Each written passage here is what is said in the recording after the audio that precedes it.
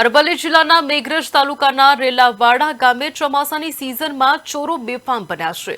રેલાવાડા ગામે આવેલી લક્ષ્મી નારાયણ જ્વેલર્સ નામની દુકાનમાં માત્ર 15 દિવસના અંતરાલમાં ફરી એકવાર ચોરીનો બનાવ સામે આવ્યો છે।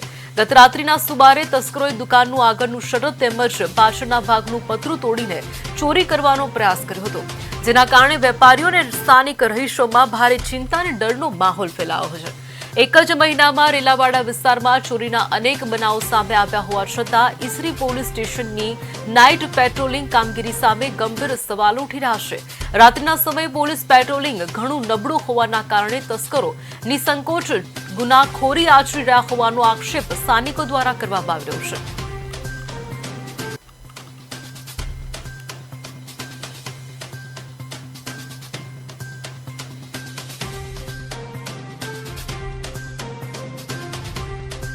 આજથી 15-16 દિવસ પહેલાં મારી દુકાન પર ચોરી થયેલ।